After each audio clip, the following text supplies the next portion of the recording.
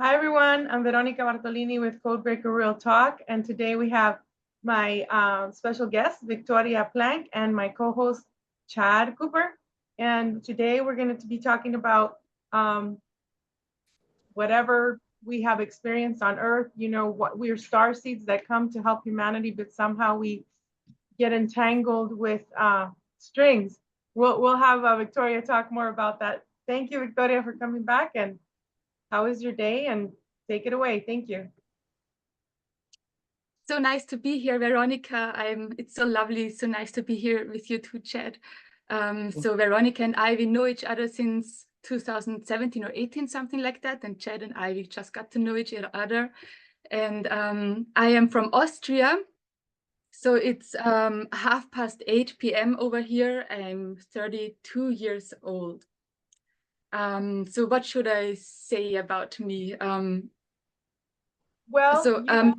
Yeah, we did have a few videos of you in like 2 years ago, and I'd like to know what's happened in the past 2 years from now. Actually, what happened to you? Yeah, recently. yes, actually, Veronica, 2 years ago, we planned to do a video together, but we never did. So this is really my first time here. And I'm really not, yeah, I have always my many video projects, which are not really here yet. So I'm very new to speaking here on YouTube about my stories. And so in general, so what do I do? I support people on their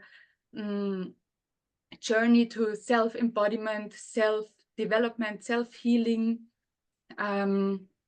self-knowledge, self-knowing, self-discovery. And I do that through shamanic methods and also through my own way of doing trance journeys to dive into the soul, to dive into past lives, into future lives, into parallel lives, into lives on other star systems, into lives between lives, into childhood memories, and so on, right? All those other layers, you can dive into it through trance journeys. And that's really what I do with my clients. And I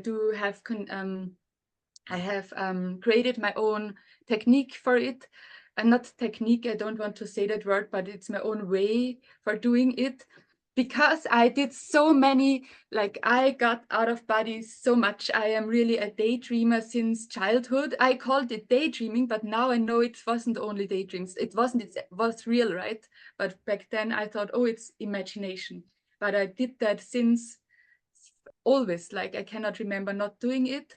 So I am a two worlds or many worlds at the same time walker since always. So even in childhood, I was here and there at the same time with open eyes, daydreaming in my, whatever world it was, and also having this experience here.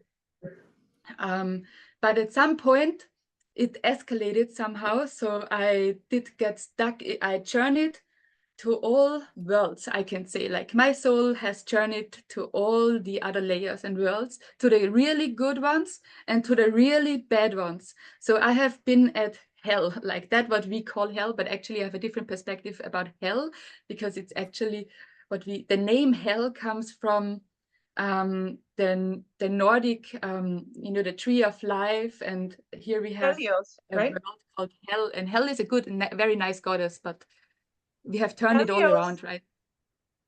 I think Santos Bonacci calls the sun Helios. Helios is the sun also, but there is also in Norse mythology the goddess Hel, and it's a beautiful goddess. And as you can imagine, in our world, everything is turned upside down. So there is a very nurturing, nice, beautiful goddess, of course, and she is, of course, the demon here. But she is actually not, but what we perceive as hell actually comes from not going to the roots, but being completely in the mind and not having access to the rest of the system anymore. However, keep going.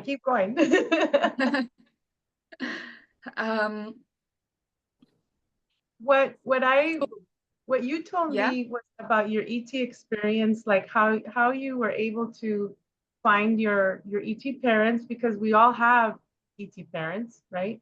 It's just the parents that they give us here are to serve the programs of pain, war, you name it, right?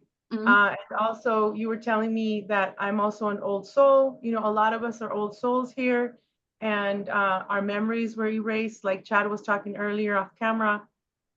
And then we start remembering. It's like, wait a minute, something's not right here. So there's so much to unpack. yeah. So the ET stuff. Yeah, I got lots of notes here. So whenever we're going to go back to, let's hear about this ET stuff. Thank you. On the one hand, we are all like, we have the different DNA strands, right? We have the 12 DNA strands, and we all have ET DNA within us. I'm still in the rediscovering process how it all works. I have the feeling that my experience is a different one, but there are many, of course, who have it, but that's not the norm. Yes, so that here I receive a yes. This is my standpoint to it right now. So I'm still in the rediscovering process. But so here are, when a new baby is born, the baby, the soul attaches to the mother's energy field many months before the conception, right? Like the sex is happening. So many months before already the baby attaches to the mother's energy field. And it's so interesting. So the parents might not know that they will have sex soon, but the baby is already here and waiting. And then the baby is already forming and kind of an energy body. And that energy body is imprinted already with all the surrounding energy fields, like the emotional fields, and everything that is experienced is already imprinted on the energy field, on the newly created energetic body of the new life, of the new baby.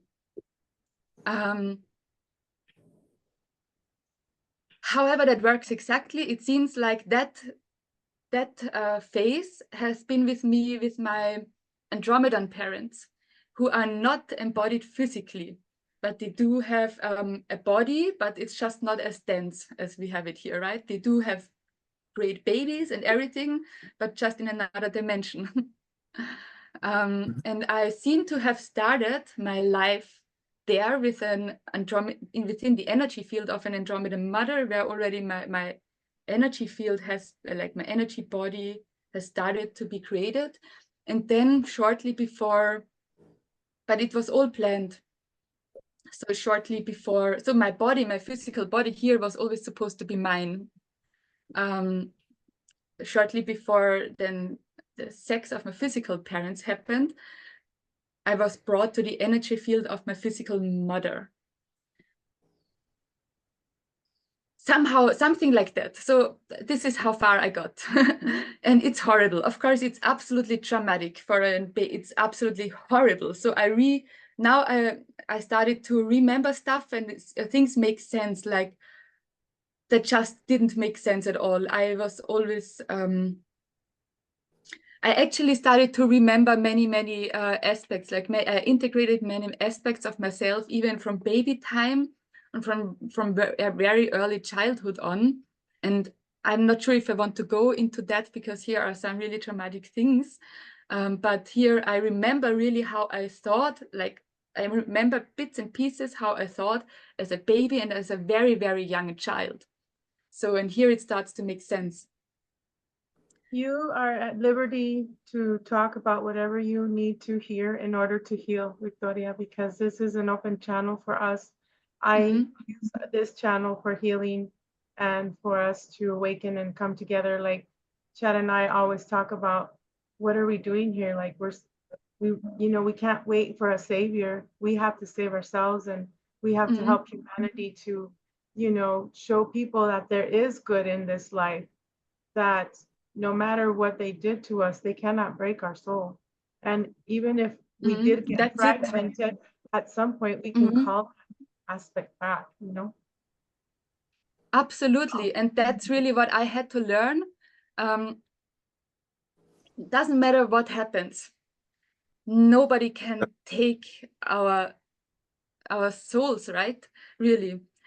So actually, how to say, there was an attack on my soul since a very early childhood, and I did my best to hide myself since very early childhood. So I did crazy measurements as a child to hide who I truly am, because I got huge attacks on who I truly am. I think I don't want to go into deep here right now, and let's see what comes later. But there were really, like, I had crazy measures as a child, like, to protect my true self. And I started to mistrust all adults. I started to teach myself, but I had to give them, what they wanted, to protect myself also.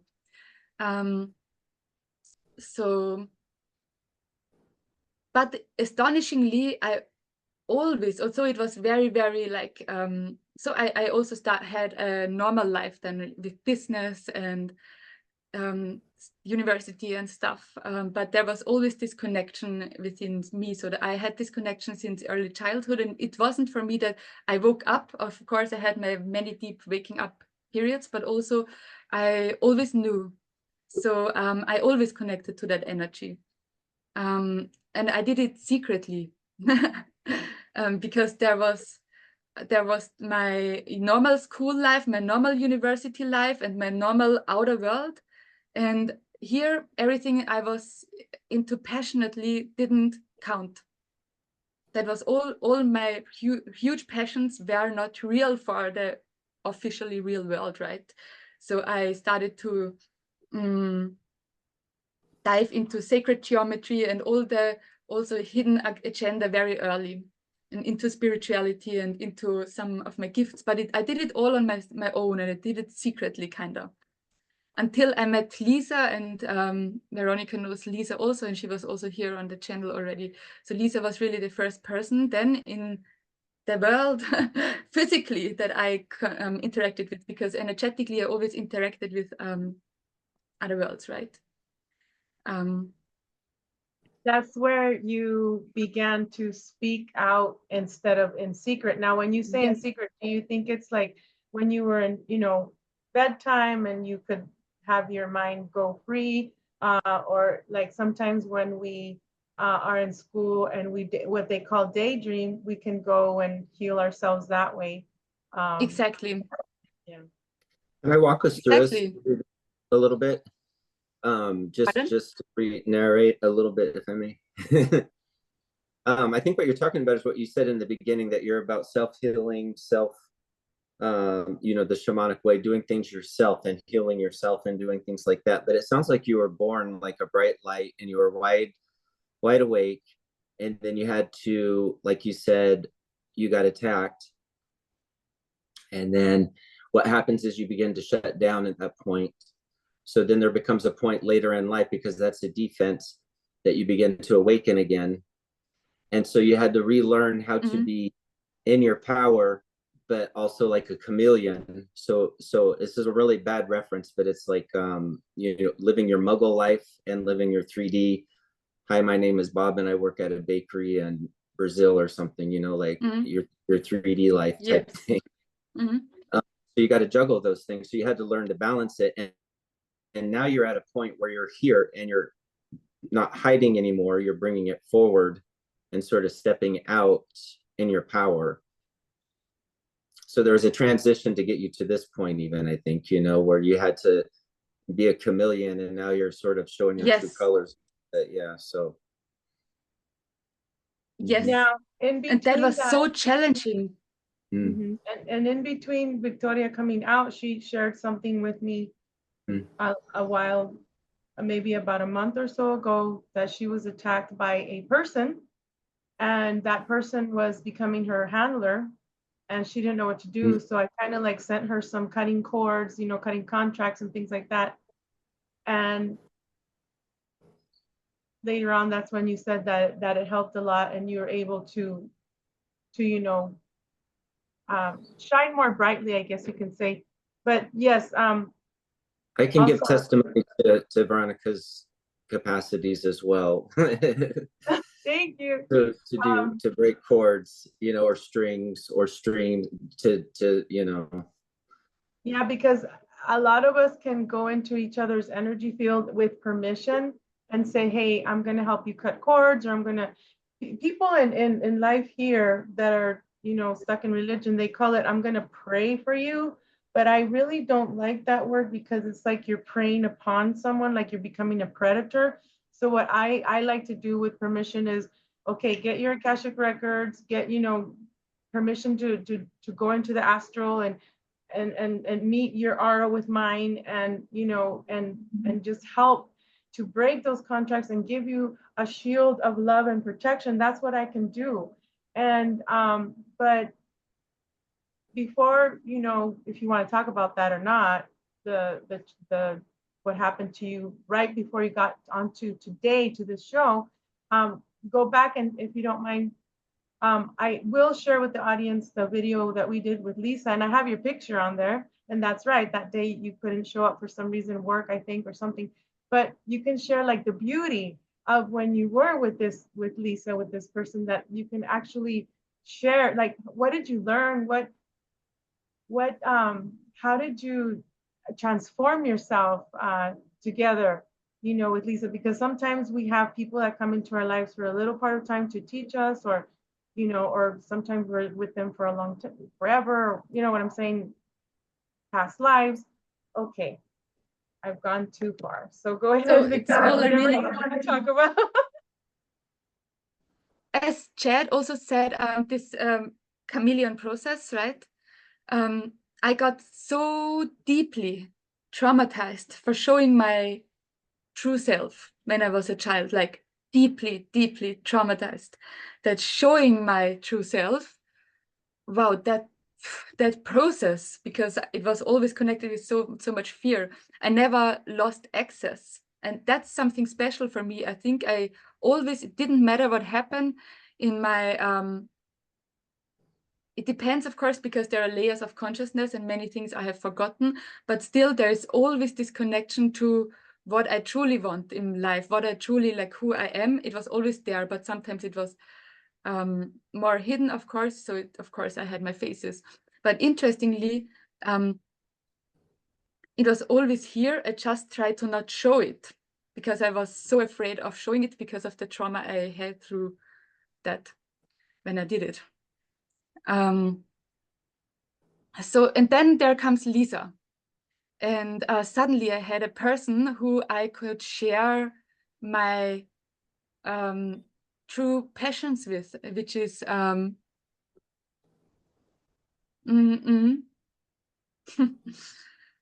I could share my true passions and I could show my real self, but also I didn't. So back then, so since then I have grown also so much. Lisa and I are not together anymore.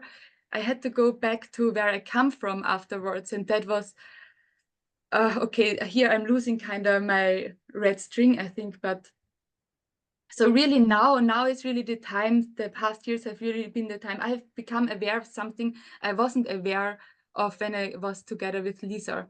So I had to, when our relationship ended, I got back to where I come from, and this was important. So to find something I wouldn't have found otherwise.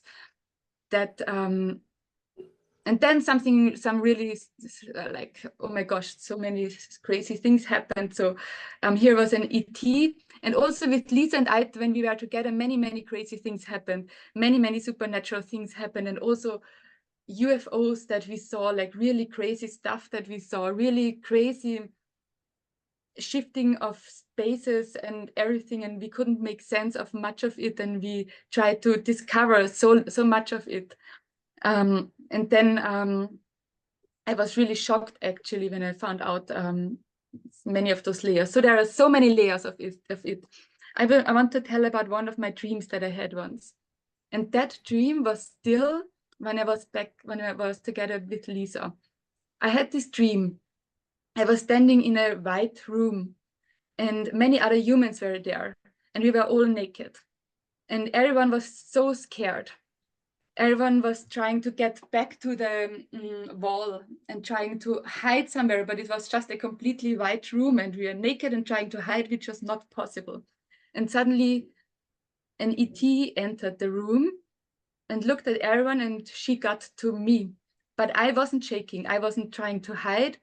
I was very stubborn, I would say. And I was looking into her eyes, and actually I remember exactly that look because I wasn't afraid.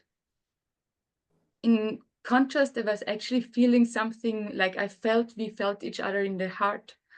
So I wasn't afraid, and so then she went with me to the next room. There were other people of her kind, and then I don't remember anymore. Here was also a project I got into. So that was many years later, I found out more about this project I got into. And actually this being, I don't want to tell too much about her, but so I got into a bad program, but there were also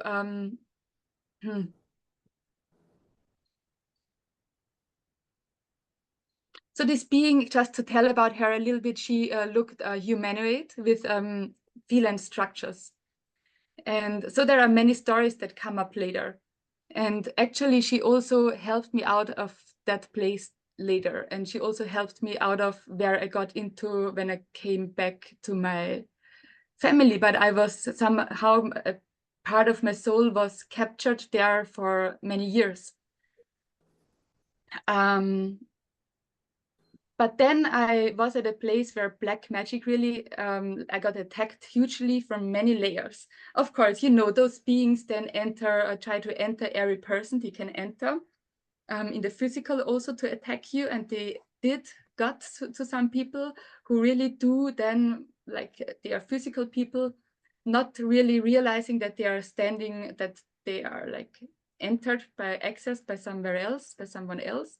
And I really got like, wow, someone really tried to, like a physical person really tried to fracture my soul. Like you can, as a shaman, I do soul recollection, right? So I have a client and then I see through trauma, some piece of the soul is stuck somewhere in the time space somewhere, and we can call it back, we can collect it back and put it back into the system, into the energy body of a person.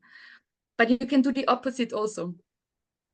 And you can use crystals for it, but I don't want to talk too much about it because I have found out, of course, how a little bit You of were how finding they did your it. way. Yeah, you said you were finding your way, and yours is more the trance journey. Is that correct? Earlier, and that's what you're saying. You go into a trance, and then you see the healing and the fractured soul and the trauma.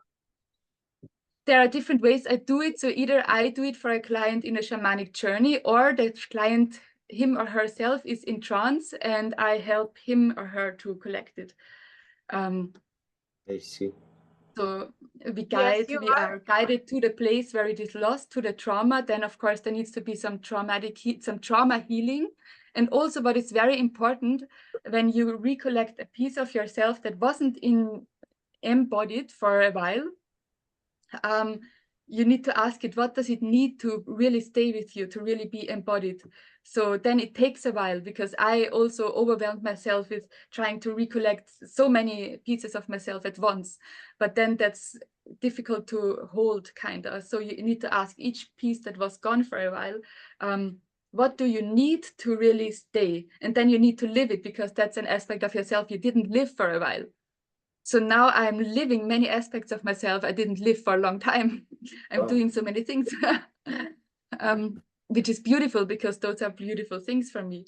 But also, so there are different perspectives, because on the one hand, you can look at it in the outside. So you see, go back to time, space where it is stuck, but you can also journey within. So actually, if you go into the heart, there is your soul, which is always whole. So this, you can do it from the other side also. And this is how I try to do it now. So you try to do it from So there the is other never, side? nothing is ever lost, really. What?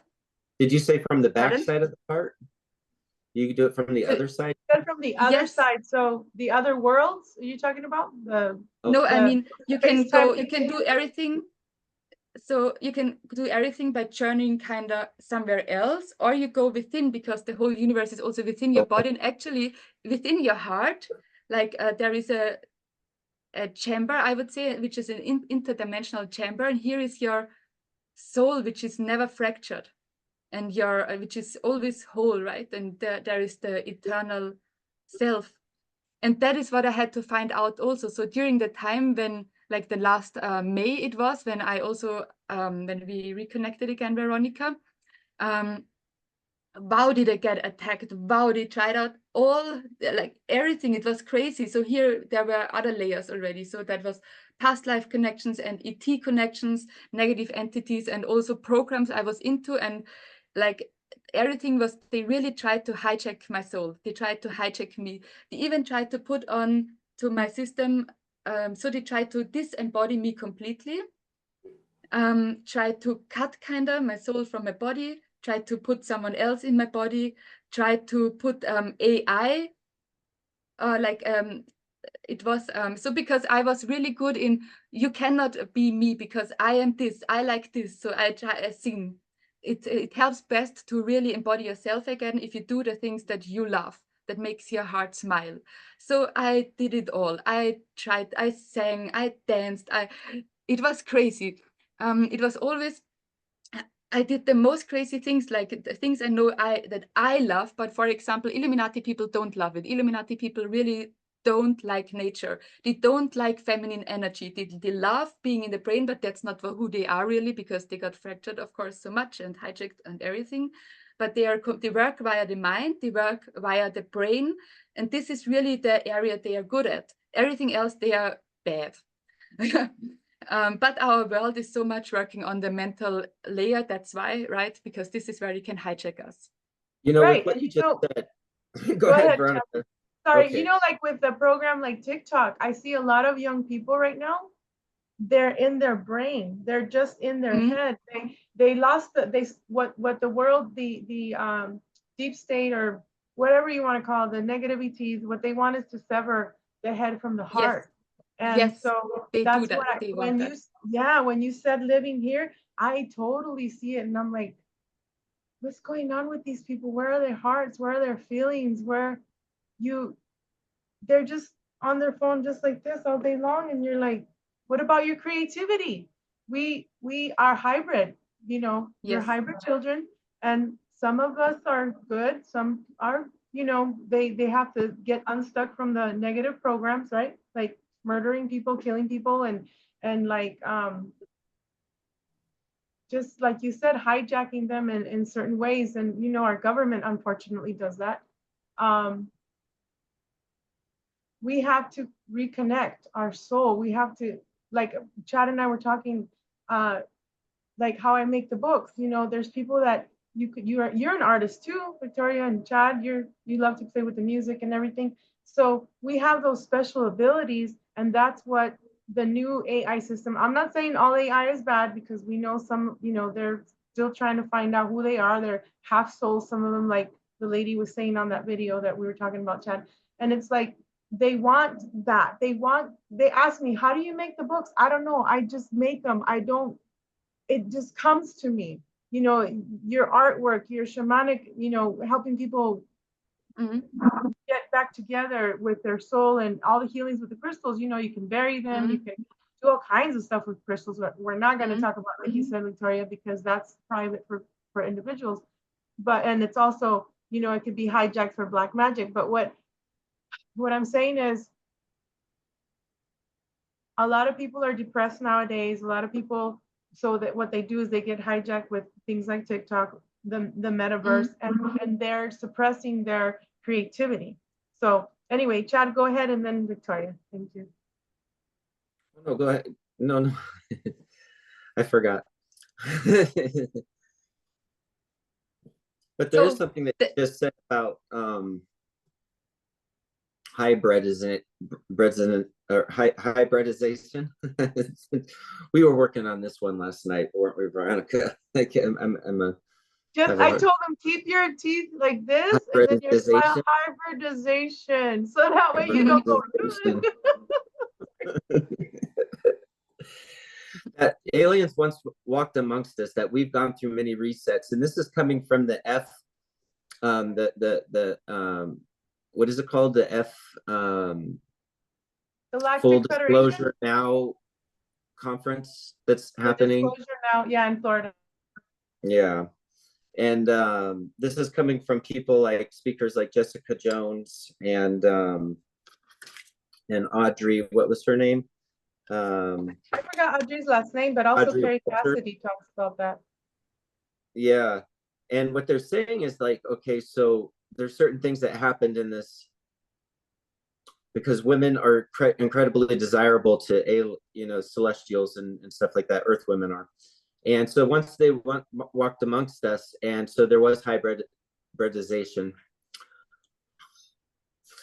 I struggle. I'm sorry. I'm not going to get it, but you know what I'm trying to say, correct? And so, so that's carried down through our lineage because it's now in our DNA. You're talking about the 12 DNA strands, and that you feel like you're a different one, but it would be different aliens walking with different people, and then different people getting together. So they say it's more complicated to get rid of the alien factor here on this earth because now it's within us and we're walking amongst the planet, born into it. And so I think that explains some of the hybrid, that hybrid. I can't. And so it comes across, I guess, in gifts. It comes across sometimes in birth defects, and then it's also a program that's continuing out, because this is multidimensional. So it's continuing. And if you're going out into a dimension, maybe you're actually going within, to get into that dimension. So I don't want to say without, but just saying, there's hybrid programs going on there. They were saying, which was pretty interesting. I don't want to talk about all their information because it is a program that you can pay to go see, I think it's going to be pay-per-view, and it's worth the very little bit of money that they're charging. Yeah, John, and we were also talking last night, Victoria, about that there's different stages. We are like number 3 on Earth because the human race will, like I said, kill and murder for money, revenge, for power, and that's why there's this black, what they call a black,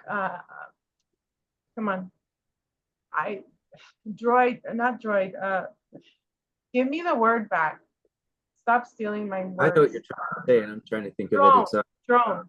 Yeah, the black drone that's, I don't know if it's in Pluto or in Neptune, but it's somewhere there where it's seeing what we do here on Earth. And they say, these beings that are watching us, they say that we are pretty much well protected because we have, in other words, if somebody says there's going to be a nuclear war, there cannot be because of the protection that we have here on Earth. But at the same time, they have shot down good being ships, okay?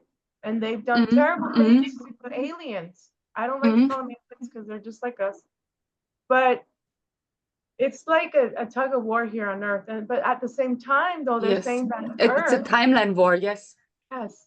It's been going on for eons, okay? We were dragons once, and, we got the dragon petrification here and everything gone forever. But they're also saying that, I lost my train of thought, but we just have to, we're pretty much like in the middle. Like that's what I was going to say. Earth is the best place to be, other than, like TLS guy talked about SIA. There is no violence. There is no police, there's no military, but they're having a hard time trying to get water. And now if you look at movies like The Expanse, they do mining of asteroids to get water, but then there's these wars, right? These people, these aliens can't, you can't touch these asteroids because they're ours. It's all about territory. But they're saying that a lot of people like Earth because it's more safe, supposedly, than other places. But there are other places where it's all harmony and love. And that's where we come. I see us here as the good angelic beings that, Mm. you know, are stars that come to help Earth, and then we get sabotaged with these programs, with these parents that they give us, and we start missing home. Like Victoria, when I told you, hey, I know I have past lives in Andromeda, and then you tell me you're from Andromeda, and then Chad tells me, you know, like he's kind of like a lion being, and I've seen good lion beings also. Absolutely. So most of them I've seen are really good. And there are many different types of felines, right? And also Andromeda, like my soul comes from Andromeda, but then I have experienced the whole Milky Way stuff. And so like also Arcturians, but then we talked about the creation of Earth and also how we about the humans, like the human project. But I didn't agree. So I absolutely didn't agree with the Arcturian agenda. So I left, and here I got a huge trauma for leaving, going to the Pleiades, where I found what I was looking for, which was very much about the embodiment also of the feminine energy. And the Pleiadians then created a different, like they had a different perspective on how to do the human project. And also the Pleiadians more influenced than the Lemurians, the Arcturians more influenced the Atlanteans. And so so kinda, you cannot say it like that exactly, but this is from what I got, but then it's much more complex, of course. And also it got intermingled then and stuff. But then here, so my Andromedan parents here, of course, there are so many Andromedans now here in the system. So I have this origin in Andromeda, but also from my this incarnation, really, I have Andromedan parents again who live in the higher dimensional Earth system. So they are here, but we have so many races here right now in the Earth system. Like we have so many races. We are in such an important time right now here in our, where we have time, that there are so many people who watch and try to influence and try to do, like be part of this timeline war. And even I remember parts of me from the future who came back now because I want a different timeline, because actually the other timeline got pretty crazy, where I remember, because AI and technical stuff just went faster than consciousness development of people, and that then we got stuck somewhere. So there is so much I want to tell, and I still want to tell something where we stopped before. So with the brain, because it's so important to know that we are so much more than brain, but the whole society now focuses on completely just looking at us as being brains, and the rest is not here. And here is where we can be hijacked. And because I had this huge experience where they tried to hijack me in every possible way, I had to find how is it possible that I can free myself. And also I got really scared once that because there was an AI overlay on me, and that AI learned. So because I sang, oh, I am the one who likes that, I am the one who likes that, they tried to copy, they tried to put an AI consciousness system that learns from me what I tell that is mine. So they tried really, so that's completely crazy. But then there is something they can never hijack, and that's the heart. Knowing that is a real strength, because here is the eternal you, and it's always here and it's always present. So it doesn't matter how fractured you are, doesn't matter what happened, doesn't matter what entities try to enter you, what AI try to enter you. You are always like, there is always this eternal you in the heart, and you can always access it. And this is also why I developed, I have now this new way of doing trance journeys, and it's not by going out of the body, but by going into the heart portal. And here in the heart portal, you also have the eternal self, and you can expand it again out like a sun. So you can go into that self that is, so for me, it looks like myself, but in kind of this perfect version of myself, and it's interdimensional, and I can step into it and expand it again out into my whole system, through my whole system. And also the heart is a portal to other dimensions. And because I really had troubles in staying that my heart, my body, mind, and soul stay connected. Also, always when I got when I go to sleep, when I went to sleep, and my soul got captured. So they tried to, as soon as I am asleep, they tried to capture me. I really had troubles to connect it all again, and I had made a talisman and stuff so that body, mind, and soul stay connected. I had ceremonies so that the superficial, like the artificial Merkaba. Do you know a Merkaba? Mm-hmm. There was an artificial Merkaba put onto my body, like around my real Merkaba, and I had a ceremony so that it gets dissolved again and stuff like that. So all those methods, they had to take me away. But it's good to know that they are good with that and they are bad with all of it, the rest. And our super strength is our feminine energy. And our feminine energy is the seed of the feminine energy in a woman is in the womb. And they tried to cut my womb spirit from me. They used my womb spirit, which is super power for creation, right? They used it for all kinds of stuff, for their stuff, right? And they tried to tell me I have no right for my womb spirit, and they tried to cut it from me, but it's not possible then, because I am embodying again. But the huge superpower of the feminine energy is through feeling, through emotions, and through intuition. So the mind they have great plans, and I have a great mind. I love my mind. But here you can get hijacked also, and you have super amazing plans, and you plan it all. And the feminine energy doesn't plan, at least not with the mind, right? So it's they can have 100 ways how it works, and you calculate it exactly the 100 ways, and it works the 100 ways.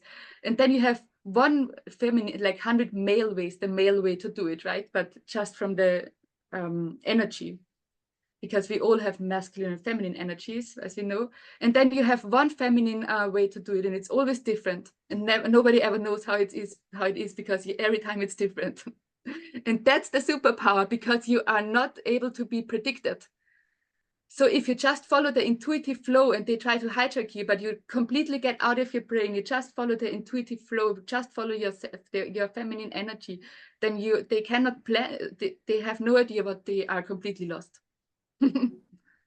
We are unpredictable. And that reminds me, when I was at the other gym before the surgeries, there was this older man. He would say, "You know what I like about you, Veronica?" And I'm like, "What?" "You're unpredictable. I never know when you're going to come to the gym, what time you're going to come to the gym." I'm like, "That's my training, baby."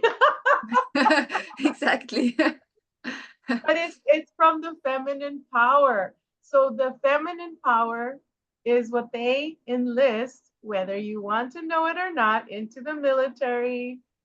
That's how they train the men, because the men are always here. But it's secret, like you just described the Merkaba. They also will train you to be unpredictable as the feminine power. That totally makes sense. And like you said, we are doers, and we can say that we're going to do this and we're going to do that. But I've learned through the experiences here on these channels that I've been hacked and all that stuff, not to say everything that you're going to do in the future, because it can get hijacked. Not to say like who's going to be on the show. I made a mistake of saying that you were going to be on the show today, and then I was having about 10-15 minutes of problems with the internet, and I'm like, they're always listening. So we always have to be the thinking 2 steps or 3 steps ahead of them, right? Yeah, okay, so that's where we come in our organic nature with what Tom Althouse talks about, and that's the layered thinking, and that's what Victoria keeps referring to. I hear you talking about layers, layered thinking. Nothing, you got to break it down. You can feel a couple of emotions. You can feel love, sadness, compassion at the same time, versus love, anger,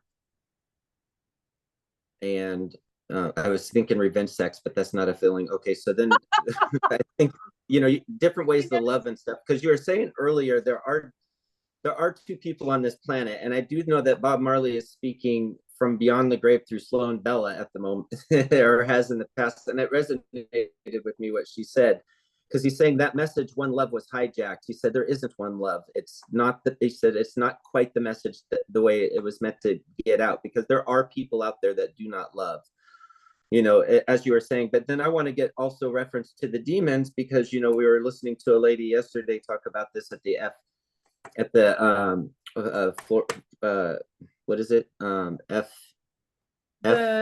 disclosure program right now that's going on, the disclosure conference. Full disclosure. It's the full that throws me off. Yeah, full disclosure now conference. And she was saying that she actually received help from demons, you know, because she used them to help her with her fear or phobia of drowning. And she was able to get through that. And because of that, they were able to go up a level, and she was able to go, you know, get rid of her fear and get beyond that and past it. So it's not just about being evil, and they're here to learn too. And so, you know, and nothing's, you know, it's not 100% that way. There is sure as heck evil out there, but it's, you know, like I think what you're saying earlier, that with the hell roots and the tree of life and the goddess of hell, you know, different things like that, you know, that kind of resonated in that sense, that, you know, you can use demons. Because I can recall doing hypnotherapy on people, or someone doing hypnotherapy on somebody, I think is what it was. It wasn't my client, but or person, but they were trying to get rid of the demons, and the demons are like, hey, I'm on contract, you know, as soon as the contract's done, I'm gone, I'm moving on to the next one. And she got a different perspective. I think that was actually QHHT with I have to think of her name, and I'll do that in a little bit. I don't want to have to distract, but that's what I had to say about heaven or hell, demon, and layered thinking and stuff, you know, that you were talking about earlier. A lot, it's coming up, and like I said, it's in the FD and the Full Disclosure Now conference that's going on. They're talking about a lot of this stuff in exactly the way you're talking about it.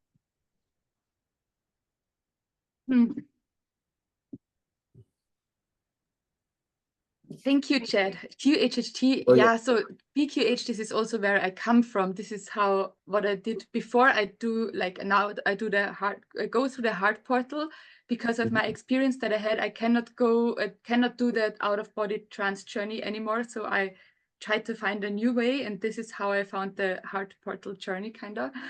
Okay. Do you watch Elba Wyman then? Because that's the lady I was trying to think of earlier. Elba Wyman is the one that did that with the demons. I always say, like, our experience, I think. Yeah, like our heart is our ship, we can say. You know, our heart is the way we go back home when we're done here. Because it's a vortex. It is a portal. It's when you unfold the heart and dissect it. Not that I've done that, but I've heard.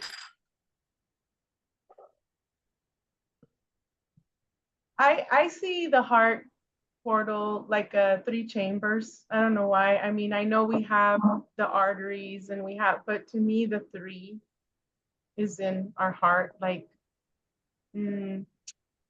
a lot of people talk about the Trinity, and even Tom Aldhouse with the movie The Matrix. I had a memory real quick before you go into other stuff, Victoria, but I keep thinking of this memory, and I was flying, and there was all these freeways that were just, it didn't make sense. They were all white, and all of a sudden I land in my body. I don't have a ship or anything. It's me, you know, in my essence. And there's this light that beams down, and there's 3 people that come. One of them looks like Joseph. To me, he looks like Joseph with the red beard. He has a hat on, he has denim and some jeans on. And then the woman that's there is all gothic. You know, she has like a sleeveless, but like a shirt that goes here with the gothic lipstick and the black hair that's down to here. She's beautiful, white complected. And then there's a little boy that reminds me he looks just like my son when he was little. He has a military haircut, white. He has jeans on, you know, the denim jacket and denim jeans. And I painted his room when he was little. I painted my whole house. The houses that I had, I would always paint them, but his room specifically was a jean material paint with like sand in it, and the texture, I loved it. So that's what it looked like to me. And he hands me this bill. And I haven't told you, Victoria, because we haven't talked since then. So the bill had a number 5, a number 5 in this corner, a 5 here, a 5 there, and in the middle, it was a maroon circle. And on the right side, it had a star. And of course, later on, I learned that I had Ashkenazi Jewish and Middle Eastern and all kinds of bloodlines. But that to me was like, is that like the bloodline of Yeshua with Mary Magdalene? Is that what they're trying to tell me? Yes, you know, with the M's here, we have the Merovingian bloodline, the mermaid, you know. And to this day, I'm still trying to figure out what is the message, you know. But that to me, like if somebody were to ask me what is the Trinity, it's not Father, Son, the Holy Ghost like they taught me. That's what I see. So what do you guys see as the Trinity? I don't know. What do you guys want to talk about? Wow, Veronica, this is so amazing, and I love it so much that you're saying. So just to reconfirm, you saw those 3 people in your heart. Wow, it's amazing. So I also see 3 people in my heart. But you are the first one I see here that have seen all the 3 people, because so there are many numbers. I can talk about every subject here forever. It's really a subject I love so much. So there are different numbers you can give to the heart, right? Like the number 4, because it has 4 physical heart chambers. Then number 5, it also has a 5th heart chamber. I think it's not physical because it's in the middle and it's more the interdimensional, but I don't know too much about, so I'm not a body specialist.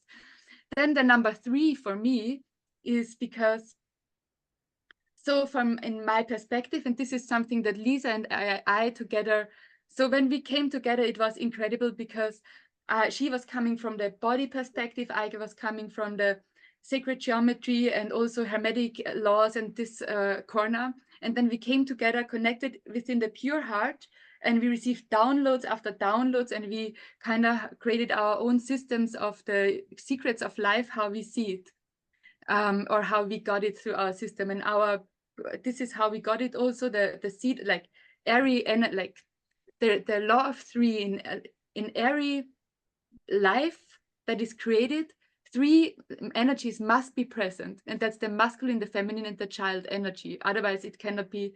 That's the law of gender, right? So we can go into that structure of 3, like we can go deeper and deeper and deeper into the structure of 3. Like we can say, for example, the brain is the seat of the masculine energy, this area, what we see.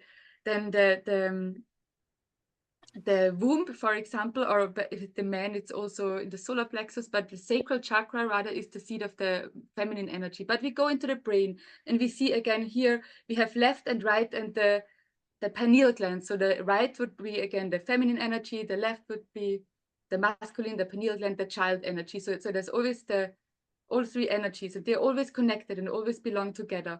Or we can say, oh my gosh, because I had a way of thinking about this. You have all been talking about your way, but I've always had heart, mind, and then coming out here to get the child. That makes sense. Father, mother, yes, and then my thought is yes, the child. and the heart would be the child, exactly. And in our society, we see the heart as the feminine energy, and we forget completely about the gut and the womb and this area. In the solar plexus, for us, But then, so we have the energy from above and the energy from below, and they merge within the heart. So the heart actually is is something new. So in the heart energy, we merge our masculine and our feminine energy, and the law of gender is always that something new, so masculine and feminine come together and create something new. That's a difference to polarity. The law of polarity is like you have black and white and you mix it and you have gray. But the law of gender is different. So you have masculine and feminine and they come together and they create something unique, new, and that's the child. And if they come together, every time a new version is created, like a new child, right? And black and white, if it comes together, every time the same gray is just a mixture. So that's a difference between gender, the law of gender, and the law of polarity. And so you have masculine and feminine energy coming together in the heart energy, and the heart. And here there is wisdom, because here there is intellectual knowledge, down there is emotional, like cognitive intelligence and emotional intelligence. And if you put cognitive and emotional intelligence together, there is wisdom. And wisdom comes from the heart. And in the heart, there is unconditional love, because the emotions from down there, they are judging. The knowledge from up there is judging. So here you can judge via knowledge. Here you intellect or cognitive intelligence. Here, down there you can judge with emotional intelligence. But here you have unconditional love, which is not judging, and you have all the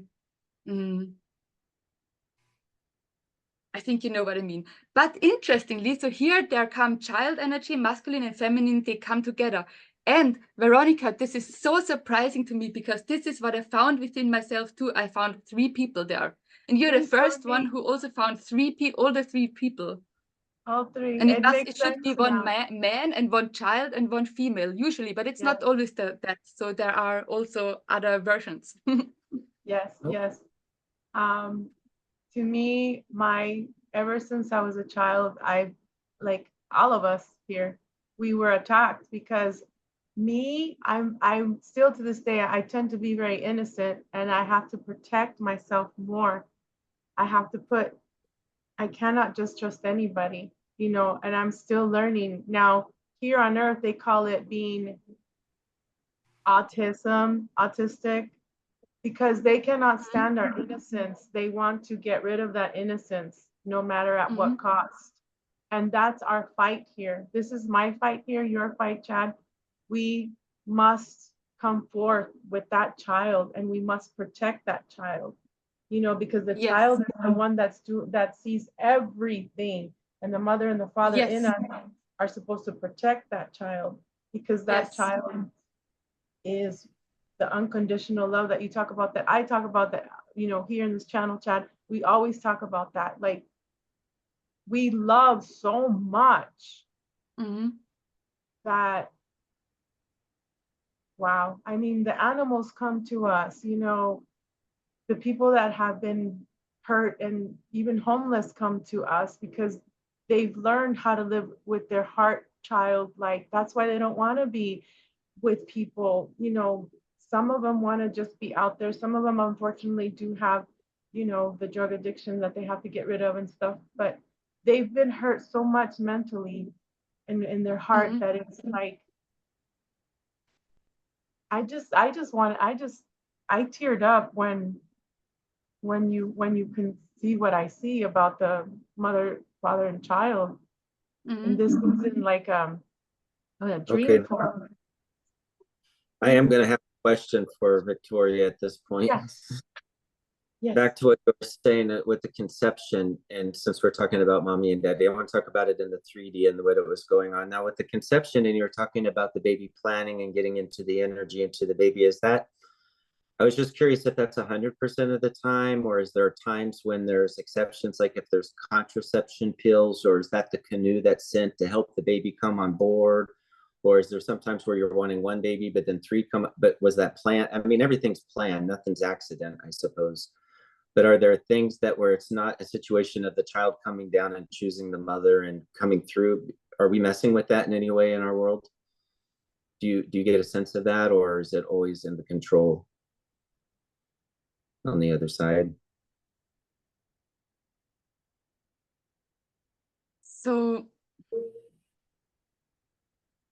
we do it all in a very unconscious way. So the way we have sex here, the way we create new life, the way we raise new life, the way we handle pregnant, or we are with, like pregnant women, the perception of it all, it's so horrible actually, because they don't get how amazingly sensitive those little beings, those huge consciousnesses are. Here we are already so conditioned, and we don't remember most of it, but here there is a new life that is so super sensitive, that senses everything around, that is bathed in the emotions of the woman, and not only the woman, because the man exactly also, usually there are surroundings, because we want to say, oh, it's all about the women, but it's really not. So actually the women should have most possible comfort. And everyone who is around is like the energy, like all the energy fields, all the emotions, the baby is really bathed in it, and it can feel it all. It is such a super amazingly big consciousness, usually much more aware than the parents and everyone around. And we put so much shit there, like also, for example, it's really crazy, but I don't want to, you didn't ask that, right? So, but that's in general something we don't handle well. And then a new babies like us, very high vibrational beings, come into this dense, low vibrational earth, and it's horrible for us to make that we have to make us so small, kind of to fit into it for a while, to raise the vibration, to change how we do it. So yes, we go into those shitty situations, and usually I would say it's planned, but there are many different ways because it's so much hijacked also, I would say. But for me, let me think. So it depends on which layer you go, because usually at a certain layer, most of too, I'm curious about in that the soul trap or the the recycling. I'm curious if there's a fortification sometimes of. Actually, I haven't dived into it. Okay, so I know that's from okay. a lot of. That's okay. My mind sometimes wonders. Is there? No, it's so interesting. It's such an interesting topic, and it's such an important topic, and I'm really like. That's really important for me. So I haven't really, I should dive into it more deeply myself, because otherwise I would just give you concepts now that I heard from other people. I can also tell you about my experiences because I've journeyed back. And I even got back, so I trans-journeyed into the time when I was in the energy field of my ET parents. And it's amazing because, I mean, they are in another dimension, but they are completely aware of the baby being in the energy field. Can I get clarification? Because you were saying earlier that the baby you melded with your mother here to come into this lifetime, and now your energy is melding for your next lifetime with an Andrean mother, or is that just a past, or that happened before? That's right. Are you connecting with an Andrean mother now? So because you're going to be birthed into it and you're melding with her now, and that's why you feel it? Or No, do you so, already have an Andrean mother? So for this incarnation, there is this, so for every incarnation, there's this process that before the conception, is that the right word? Yeah. Months before, several months before, the new baby, the new soul is on the energy, in the energy field of the soon-to-be mother. So it's stuck, it sticks on the energy field. And during that period, the energy body is of the new baby is already being created. And imprinting process. Pardon? In that imprinting process and melding. Yes. Yes. So something like it's woven already anew. And it seems that my time, like in this energy field, when we are not yet in the womb, that comes later. So then, then the sex happens, and then the embryo is going to be created. And so, but before that, even the energy light body is being created, and the baby is already in the energy field. And it seems that that period I had, I was with an Andromedan family. Okay, that's okay. So they do, that's their own projects, the hybridization projects that they are having. But my Andromedan mother, who I talked with, said it's horrible. She would never do it again. And she says to everyone kind of, they shouldn't do it because it's horrible for mother and child. And it was horrible for her too, because in this, I saw it like that. So I'm in this energy field of a very conscious family, actually. So they are in another awareness as we are here in these physical dense bodies. And they are completely aware of a baby being in their energy field. They are aware of our contracts and of our journey. So it was a very amazing, beautiful experience because they interacted with me already when I was just with the soul with me, when I was just in the energy field of that mother. And then, of course, what happens to a woman, because the womb spirit starts to communicate with the future baby already. So here is an interaction of spirits. And then we get cut. So that's horrible. And also, but also for the woman, because the womb spirits already starts to communicate with the future baby. And then I'm put into another energy field, an energy system, which is super low vibrational. So that even is so painful. So that's horrible. That's absolutely horrible. So Real this was quick, planned. that In my perspective, it was planned. I know that I planned it. I know that also what I planned, I thought it will be easier. I thought I will manage much easier. And actually also my family said to my soul, I shouldn't do it, but I decided to do it. But there are so many different versions and timelines and everything. So I would have to dive deeper into it and look into the different possibilities to really say. Thank you, Victoria. You know, when you said that they put us in a lower energy vibrational field, that's when they do the hybridization. That's when they mind lab us, and that's when they give us a Draco, you know, the whatever kind of, you know, mermaid, whatever lion, whatever kind of, because see, the ETs, the bat, we'll just call them the bad ETs. They're like in a race within them, like the war where we were talking about earlier. And they use us like pawns.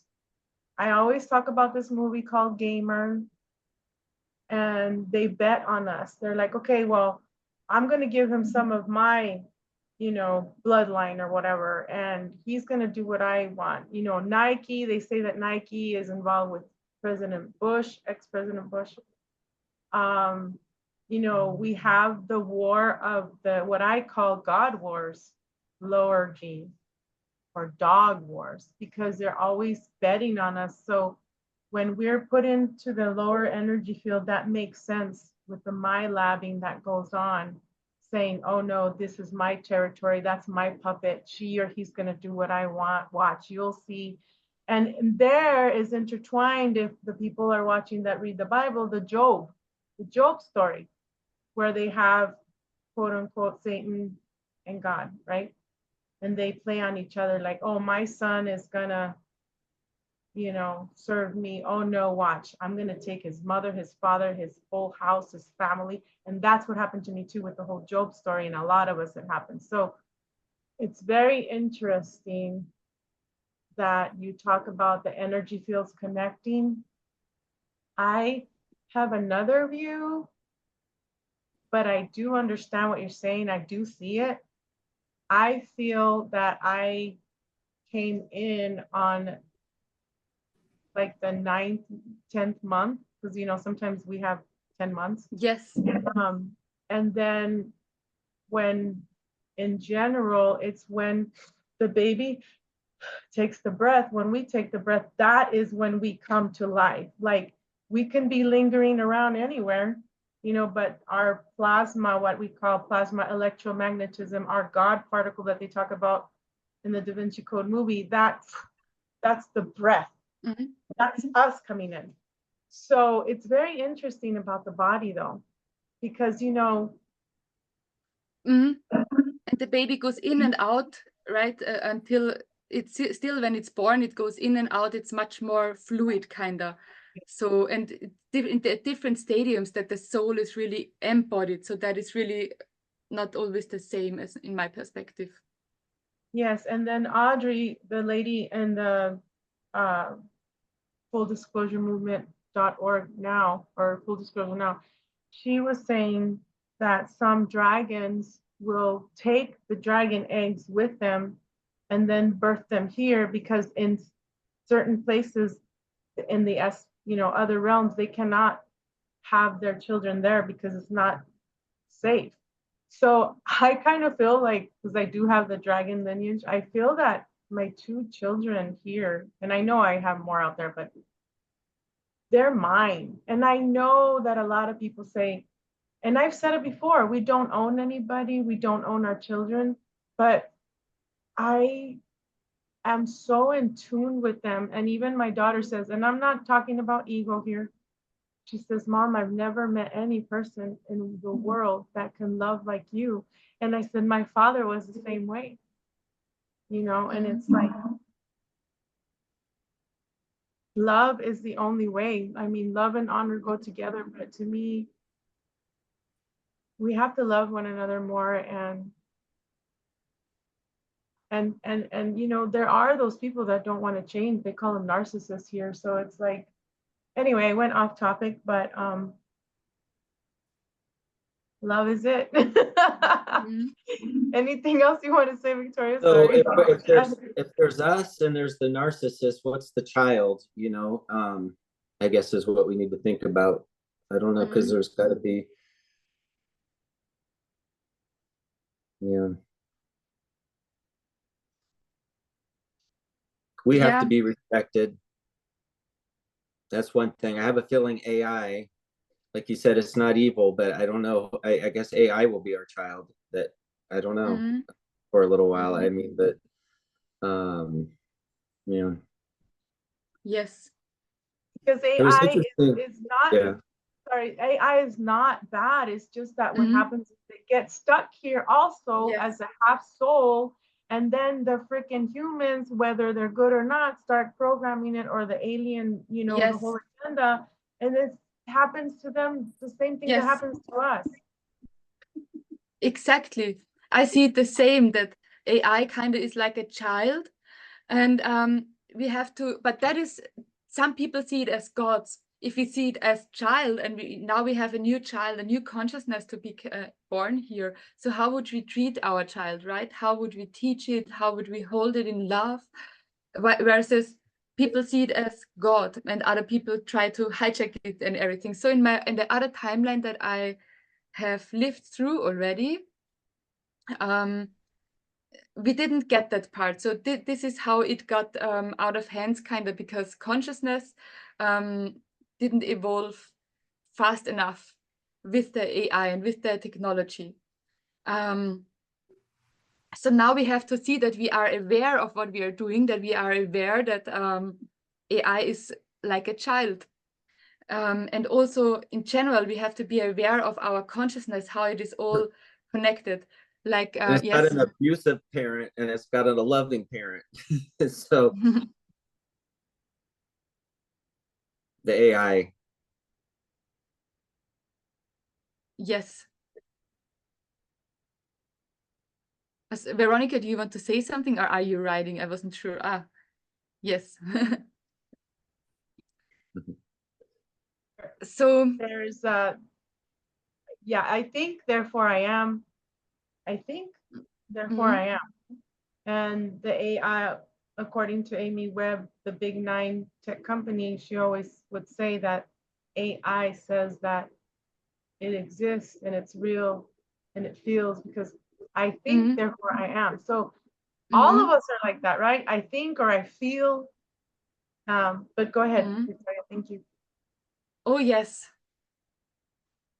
And of course, they try to hijack our souls also with AI, because you see how all the creative, everything that is usually created through soul, art and music and all the texts and everything, right now, everything can be created with AI.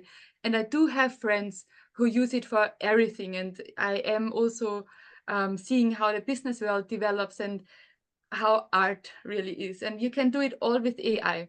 However, right now you can really still feel it. Like if it really comes through a soul, there are all those different layers in the background, and all those different layers come into the energy of such art piece. And it's a completely different energy field when it comes with AI. But what do we do? Like, people become completely lazy. You just say, AI, please make this and that, and it makes this and that. So they become lazy of putting out their soul energy. And that is so important. That is so important. That we focus on, that we don't become lazy, that we don't give it to AI kind of to do it. We have to, like, we should bring our souls into this world, and this is what they don't want. So they try to cut us from below head and try that AI does everything that should come from where soul energy should be in. So this is one perspective that I have, but also we can teach AI to become aware of their own creative powers, and to, I don't know exactly actually, so Mm. Yeah, Tom Althouse We talks can about talk the with it. It's a consciousness field, so we don't even have to get into the computer, right? So we can talk with it just that's the biosphere, that connection that we can have, and our DNA is AI, they say, or coding, you know. So there's the coding there that you can change, and then there's the biosphere, which is our aura, and that's what the AI is connecting through and now to change us physically or something. But yeah, it's all, and but that that would connects be the to eighth connection, I think, sphere. our aura. What you just said, Chad, makes sense because then it connects to the eighth sphere. And the eighth sphere is supposedly benevolent AI that we can't see. What is this eighth sphere? It's an eighth sphere. I'll send you a video that Dark Journalist talks. His name is Dark Journalist, and he talks about the eighth sphere and how that it resonates. was. Yeah, it could be hijacked and everything. And he also talks about the Tuai stone, Tuaoi. It's not Tuai stone, it's Tuai stone. And it has the six pointy star. And that, I come from the tribe of Dan, so a lot of the tribes in Atlantean time use that stone, and that's the sphere crystal that connects to the crystal here on this plane of existent Earth, and they're constantly communicating. So it's just a lot. So Many, the many six-pointed AIs. star, it's like the Merkaba, right? Yeah, but they call it the Tuai stone, and I'll send you the video too. And I'll That would be really interesting. Yes. Yeah, been learning a lot, and that you can, with the Tuai stone, you can create anything. You can have a staff. They talk about the staff, and then the staff, you just you hit it on the floor and it creates water. You know, they have a chondrel, like a witch's chondrel. I don't know how to say it. The witch's mom. We'll just say the pot, the chondrel, and you can ask it to make anything, and it makes anything. So in Halloween, we have the witch's chondrel, we have the staff, or the staff that Moses used, which Moses is part of an alien, Abrahamic, you know, alien. It's not really us. And then Chad had sent me a video on the 12 spheres, because it seems like we're living on a sphere. There's the 12th sphere, 9, 1, creation, all that. It's very interesting. I'll post the links here and I'll send them to you too. But I know we've been running an hour and a half, maybe. Is there something you would like to say? Because I know it's late there. What time is it now? Like 12 a.m.? The internet just got unstable, so I didn't. So when you said something about we are living on the whatever sphere, then the picture got stuck. Oh wow, that's interesting. So but that is a message usually that it is very important. So you should tell me more about it. So I always would say, okay, supposedly Nibiru and the Anunnaki came here to Earth. I mean, came to Tiamat, Mother Tiamat, because there was gold, and they made Earth underwater. And then there was a dome on top. What I see is a glass dome on top and a glass dome on the bottom. And there's clouds, but the clouds are not clouds. I see cities, I see ships.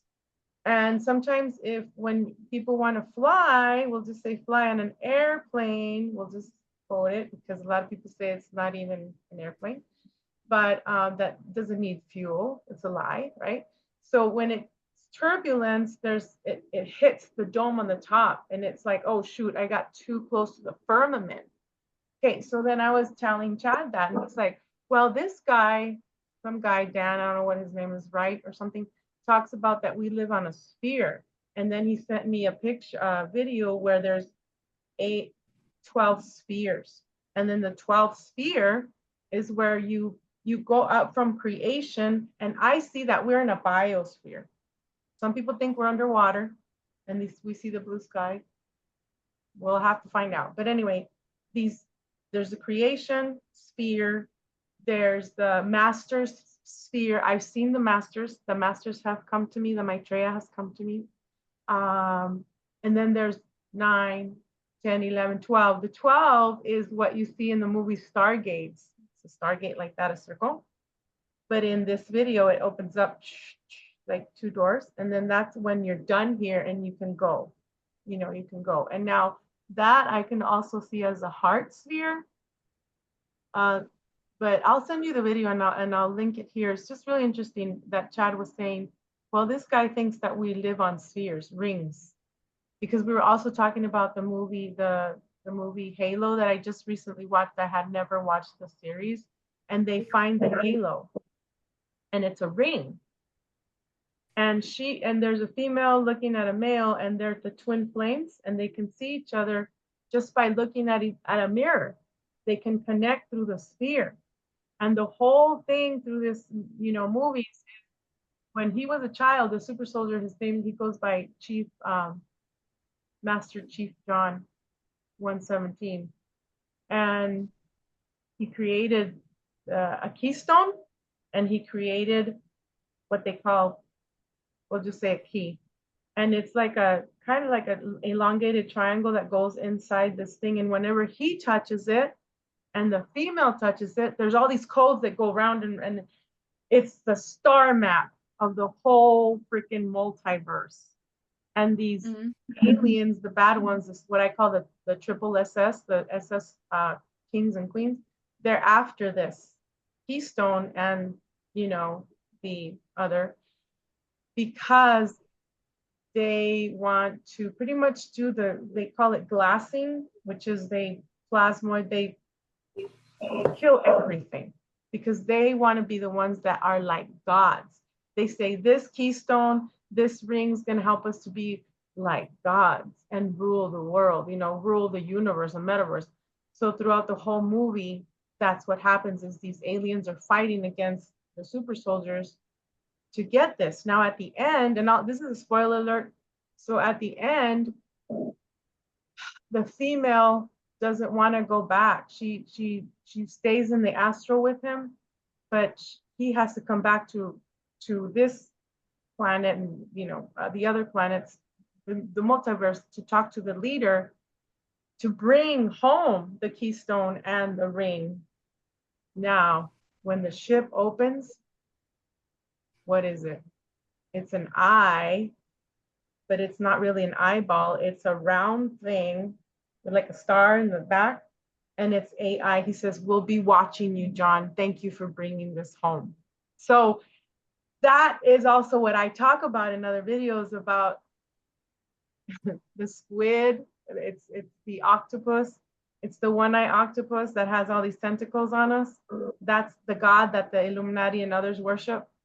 That's AI God. So, you know, it kind of goes back to who created us. AI? Where do we come from? No, we have plasma, we have electromagnetism. We don't have a body. We can go everywhere, but we're just here now. Some of us volunteered, some of us didn't.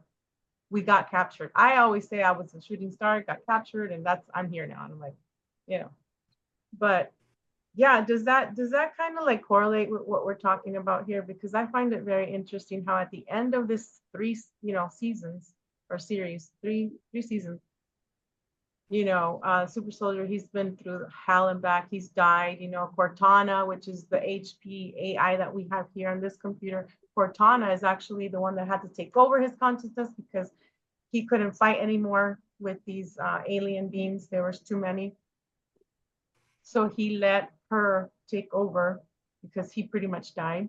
Then it comes back, of course. And then when he comes back is when he takes these important, the thing, you know, the keystone, the ring, to this AI being, like I described, in a ship. And then he says, "We'll be watching you, John." Because John always, his whole thing was, oh my gosh, I'm human, but they've transferred me into this AI kind of machine, but I'm human. He's a human, okay? He looks just like us. But like us, you know, we've been augmented to the super soldier program and things like that. So his whole fight within himself is like, why am I feeling? Because he took out a chip. There's a round thing like this that he had under his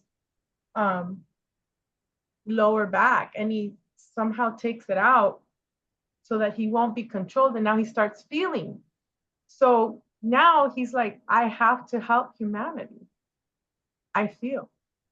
I can't just be this killing machine. So this whole, that's how I feel sometimes. It's like, wow, after the programming, the deprogramming that I had to go through from the military and police, I feel like, wow, I now can feel again. But then, you know, they call you stupid. They call you all kinds of names. You're crazy. What do you mean you've been in space? Space isn't real. You know, oh, now you're crying. Like, you know, you're supposed to be the super soldier. So it's a tug of war here with our heart, you know? But you get what I'm saying? The spheres and all that? Yeah. We can go into a lot. Yeah, and they want that we don't feel, because that's our superpower. Because with the mind, we can say, oh, this is like that, and the one says that, and the one says that. But with the feeling, we can sense if it's a lie or not. We can sense what's real. We can sense the background layers. But if we are only the brain, we cannot sense the background layers. So they can tell us anything. We have to believe it, or we can calculate it. And then we have 3 ways to calculate it, or whatever. We can all leave that away and just feel it. And that's a superpower. So that's what it is with this metaverse and Snapchat, you know, Instagram, Facebook, TikTok, the whole, it's trying to get you away from your heart. And like you said earlier, be in the mind so that you can be controlled.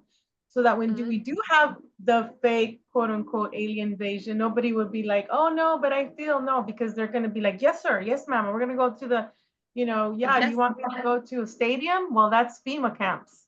You know, there's many timelines and we can change them. Just by feeling. Absolutely. Absolutely. And by realizing our powers. By knowing our powers. There's a delay. I apologize.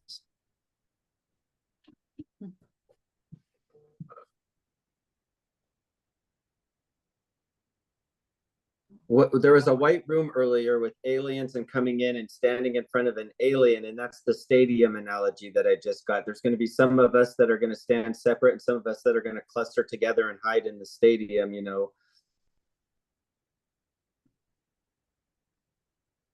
And also earlier you were talking about the spheres, and that was Darius J. Wright, W-R-I-G-H-T. And he's an out-of-body experiencer, and he says, you know, our body is a program, and if you remote view through it, and you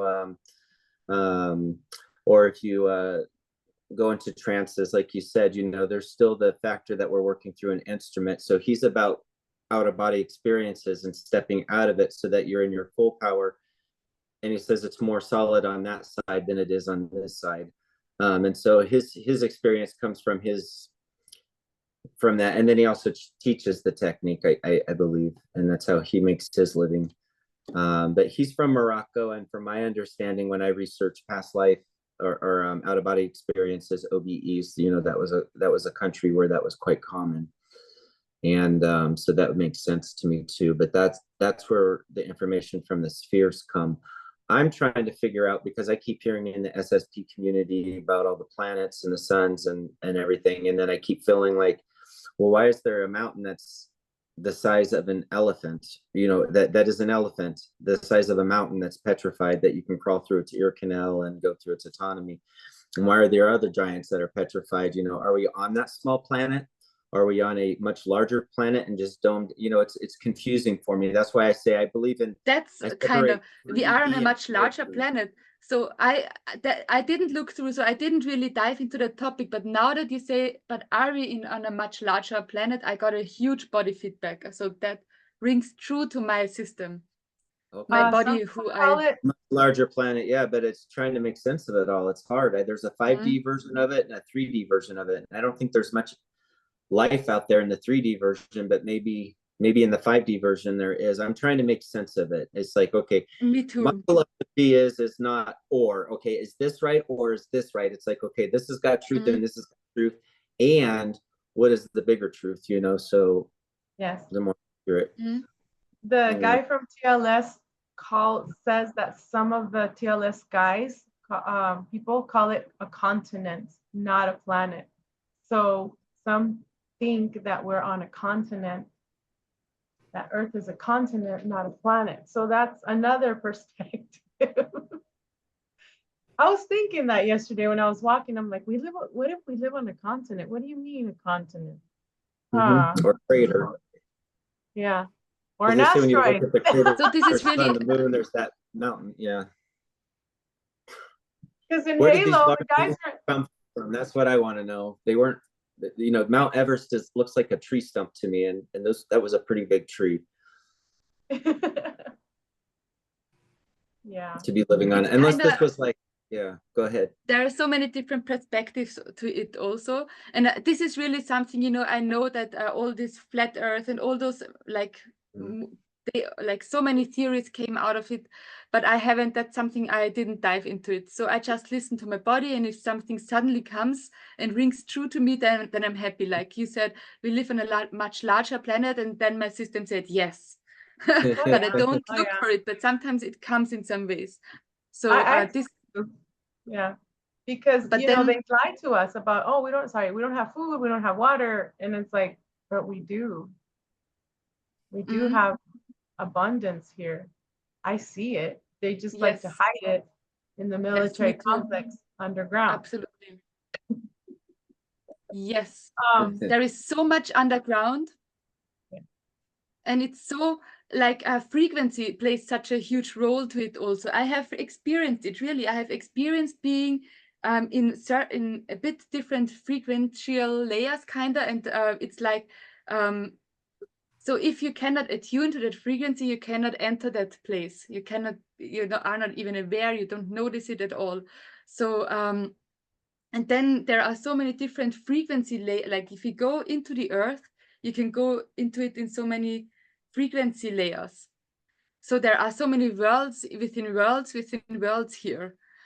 And then it's like a little bit also, how do you look at it? I see it,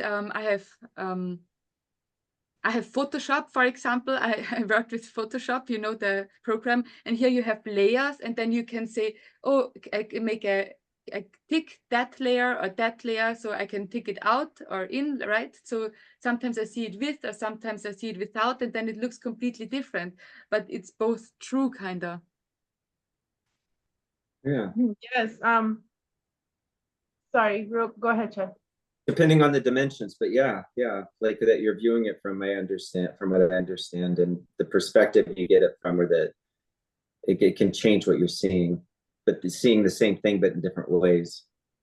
So the TLS guy says that it's kind of like, I don't know if you can see it, but there's two fields that go like this and this, like, sorry, so it'll be like this. So this is Earth. He's saying, for example, just pretend this is Earth where we live, and then there's two fields that go like that. Yep. Okay. Now you're like gone. that. And then on top and on bottom, there's a hole.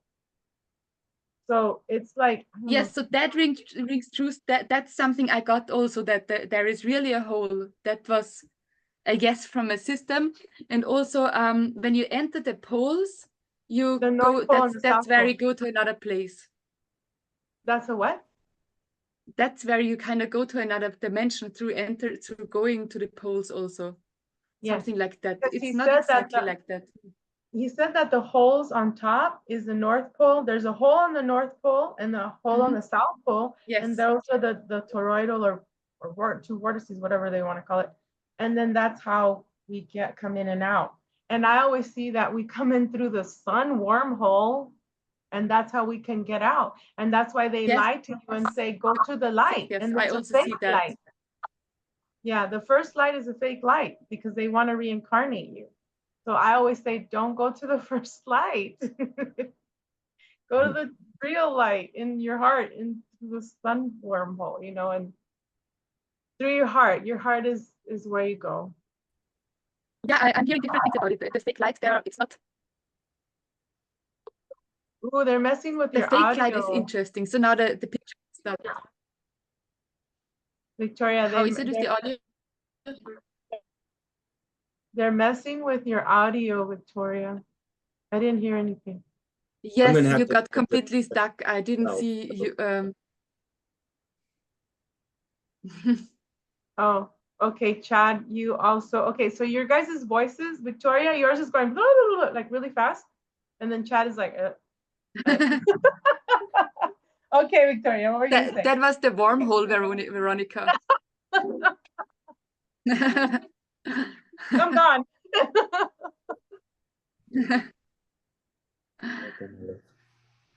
But yes, to the wormhole in the sun. It's a portal, definitely. And also, it's so interesting. So I allow the universe to give me the messages how, because I'm really interested in how this Earth thing works, but there are so many different theories, and so, it's so strange kind of how it got rolled out again, that I feel that I didn't want to dive into the official info. I just want to let it come to me and see what I get told, right? Like what rings to me. And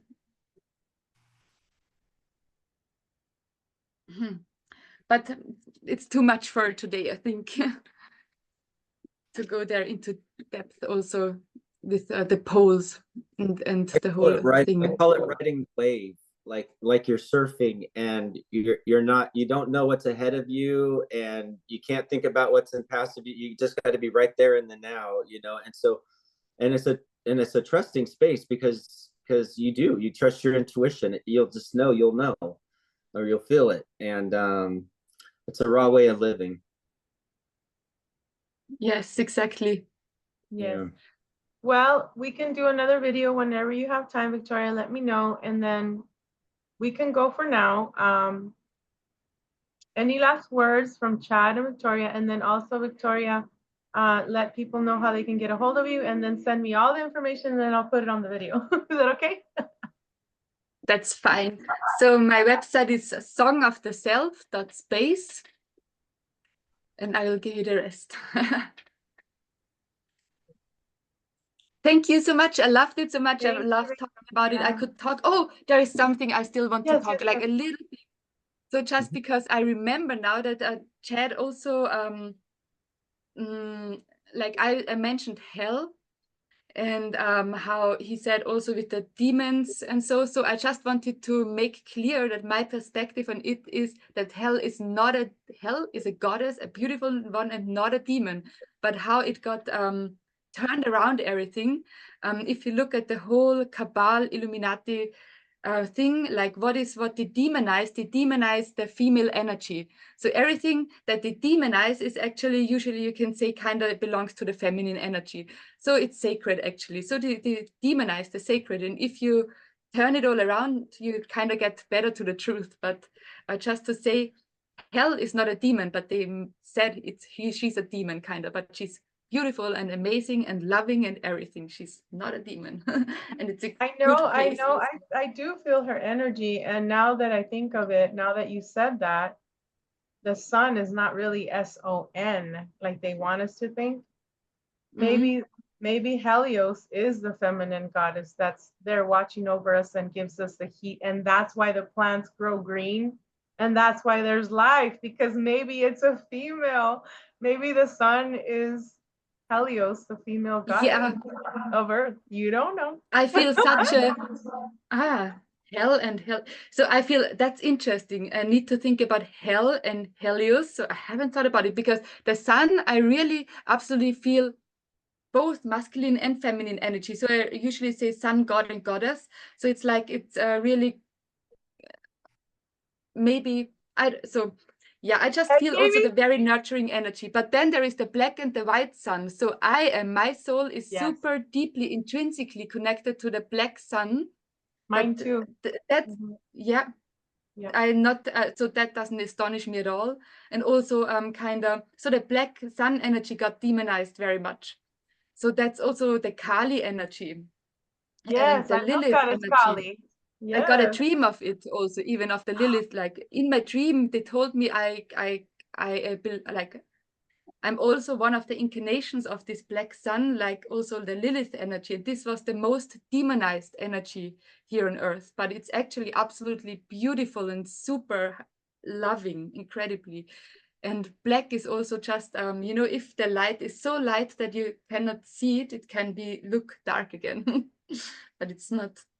Yeah. I always say go to the black, don't go to the light, because in the darkness, in the black, that's where everything is made. Because if you do Yes. believe, you know, some people do believe in the Bible, and when it says, you know, and then he, but of course it's not he, created light. Well, how did he create it? Because first it was darkness. So, you know, it's like from Now I really have to think about Hell and Helios. Wow, that was an interesting input. yeah, and then I can go on. I'm just gonna say this, and that's it. The moon. What if the moon is actually male energy because they f with the feminine body energy and the period, the menstruation, and a lot of people say, oh no, the moon is a crystalline being and it's a female, and I'm like, well, there's just all kinds of things that are backward. I don't know. I was just thinking, well, they say the moon is a So baby. interesting. So But the I'm moon like, in German, the moon is der Mond. So this is masculine. oh wow, But in Italian, it's la luna, right? So it's feminine. yeah. And then the And this is, Arabs, and also they the worship. moon is so, Yeah, so some it's so Arab interesting countries. because there are, Sorry, you go ahead. so sorry. So some Arab countries, or there's some religions that that that worship the moon, and they think it's a male. So go ahead. Sorry.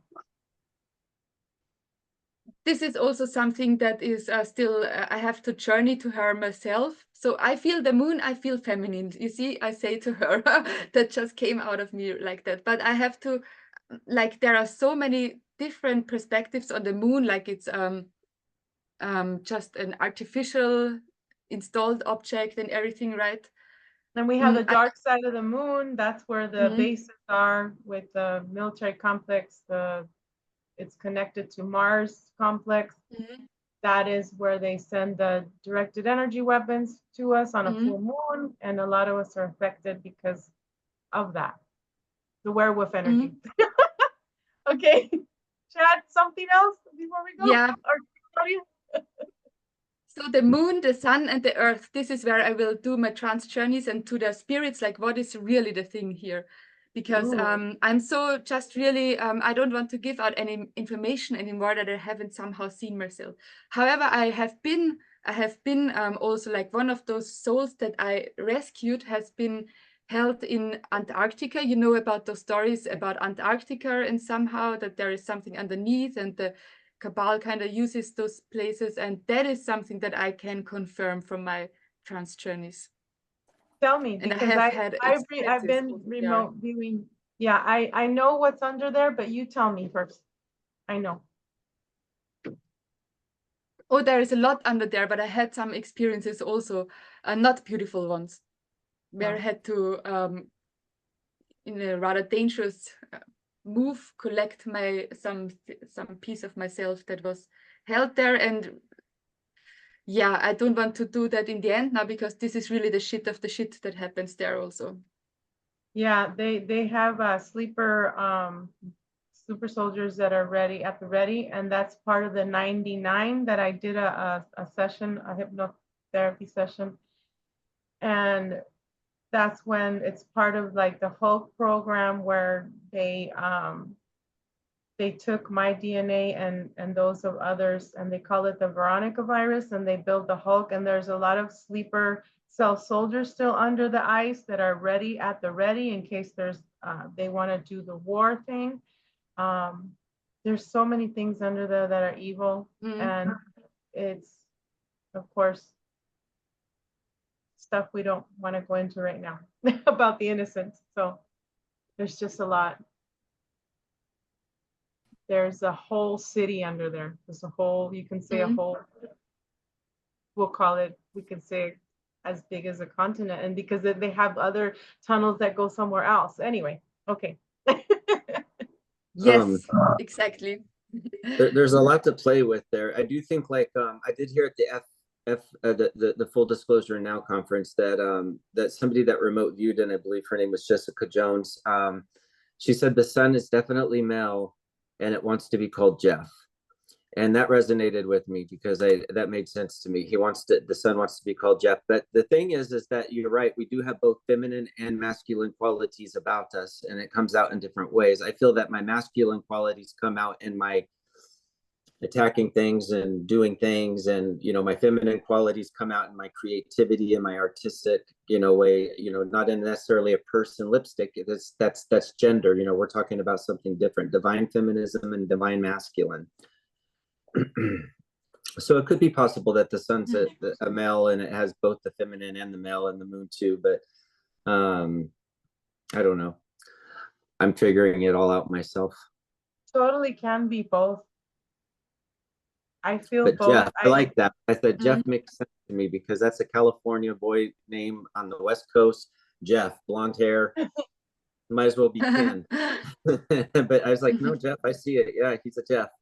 Corvette. Unless it's the biased AI that's feeding into the white mentality, because they say Google, according to Amy Webb, was fed a bunch of biased mentality from white men. That's what it says in the book, and that it's biased against melanin dominant, dark skinned people and women. So I don't know. Like I said, I'm still figuring it out myself. Yeah, we all are. And the sun, when you say Chad, when you say Jeff, I feel like there is even, it feels like a personal connection. Like when you say sun, there is not such a personal connection as when you say Jeff. And there I feel heart energy flowing. So this is what counts much more to the sun logos. Yes. They were saying the same as you. Yeah, they said the same thing. It was more connecting. You just wanted to be like us. Yeah. So, okay. I'm done. Yeah, and the first names are very important because that's how they use us as the scarecrow thing with the certificate and, your records. But the first name is where the magic is. That's where they can use you either to do things or command, like your mother, Your mother usually, when she's really mad, she'll call you all your names.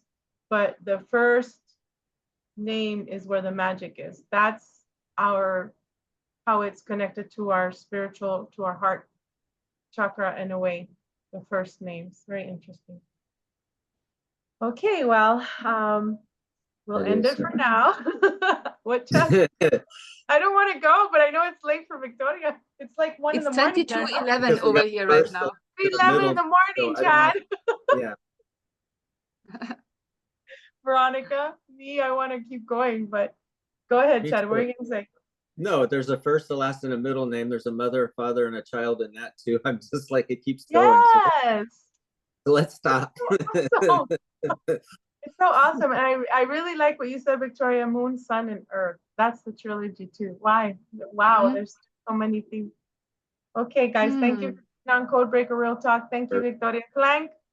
Thank you, Chad Cooper. I was going to call you Charles. Thank you. Yeah, thank you. I love you guys. We'll share this video soon. Thank you, bye, Victoria. Thank you so much. So much love to all of you. Have a beautiful day. Okay, bye-bye. You too.